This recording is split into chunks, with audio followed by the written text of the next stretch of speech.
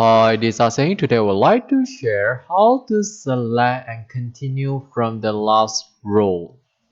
I have three sheets here. The main records all the members and I would like to transfer these members according to their group to the respective sheet. So meaning to say, for example, Catherine, which belongs to first group, should be transferred to the sheet group 1.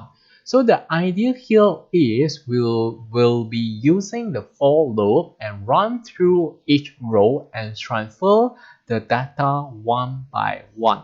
The problem that we will be facing here is, as we can see, the grouping number may be alternative, means that sometimes might be 1, sometimes might be 2. So when we transfer, we are not sure when will be group 1, when will be group 2. Then we cannot assign the number that going down according to the row number, meaning to say we cannot set I from 1 to last. So what we have to do here, we have to use a function to run and make sure it's always the last row and the new row. Okay, let's get started. We go to Developer tab, look for Visual Basic, then we will put this code in the main sheet. So I double click the main sheet, then give a name, maybe like this is talking about transferring the data, so I will use the name transfer. Then we will use the for loop to run from the first person to the last person. So altogether for this tutorial, we will be using 25 members. So from 1 to 25. Then we have to set condition because we can have sometime be the first group, sometime be the second group. So we introduce the if else function. So if this is sheet 2, so if sheet 2 dot cells, okay, we are talking about the column number 3, A, B, C, 1, 2, 3, the third column. As we can see, I start from 1, but when we run, it's supposed to be start from the second row. So we have to use I plus 1, then column number 3 is equal to 1, means that this supposed to be group 1 members. Then we will have to proceed to sheet number 3, which is group 1. So we will type sheet 3 dot cells 1 and 1. So we will transfer the ID one by one, transfer the name one by one. If we transfer the ID, it's supposed to be the row 1, column 1. Okay, why we use the row 1, column 1 instead of the second row, column 1? Because every time we have to refer to the last row. Then which row is the last, we are not sure, we don't know actually, because data is keep adding. So what we have to do, every time refer to the first row, first column, then we just ask Excel to help us to run through and then get the last row. So we introduce the function and then we look down to the last row. Then what we have to do here is we apply the offset function. So when we offset, we can proceed to the empty row so that the data will every time go into the empty row. So 1, 0. We just have to offset to the next row. So that's why we use positive 1. If we want to have to the previous row, then will be minus. Going up minus, going down plus. Then for this column, because we are not shift going to shift to the right or the left. So the column, we have nothing to shift, so remain 0 all the time. Then it's equal to sheet 2 dot cells I plus 1, comma 1.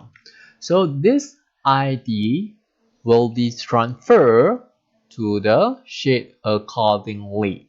So this is the first column. So we transfer to the first column. How? Let's say we have the name, which is second column. So basically we can copy and we paste.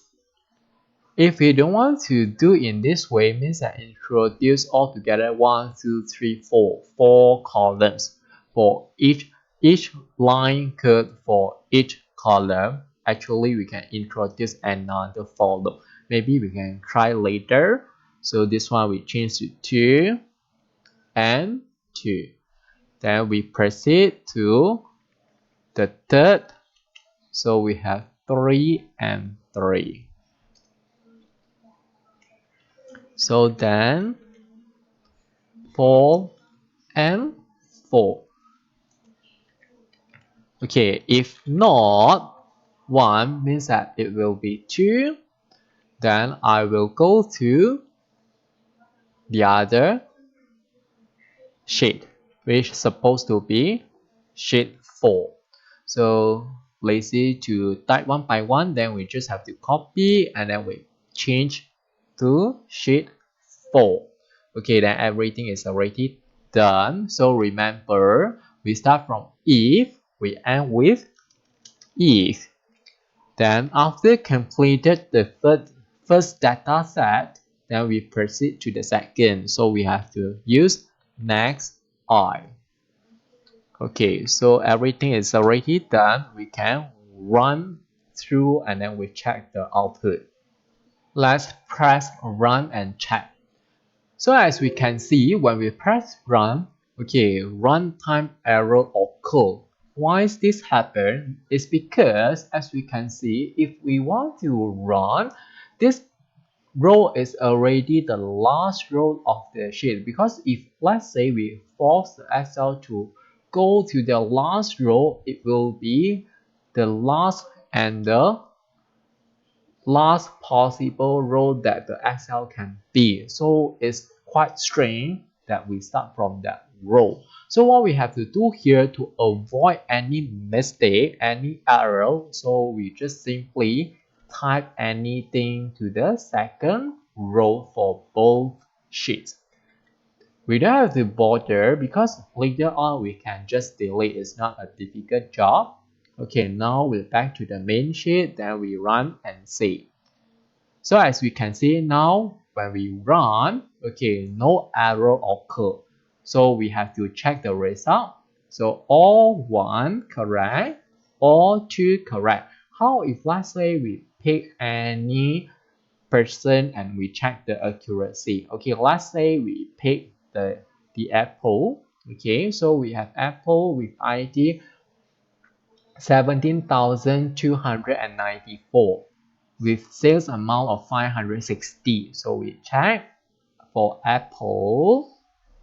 Okay, the value is correct. How about the value in group 1? So for example, Angel 11,624 with sales amount of 523. So Angel, as we can see, the amount, the value still match. So we are correct here. Now we try for the other method by applying for loop to loop through the column.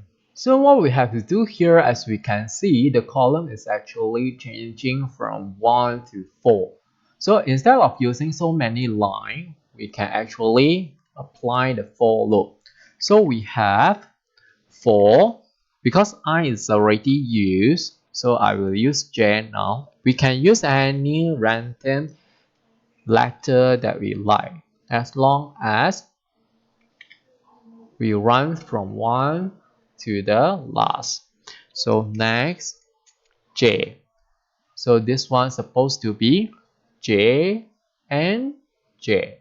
So first column refer to first column, second column refer to second column, and so on. So we apply the same thing to the other sheet. So we have for j equal to 1 to 4. Then this one should be j and j. So next j. Okay, we can run again and see. So before that, let's delete all the data that we have. Then we run again. Okay, so we delete. Remember, we don't delete the second row so that no error will be occur.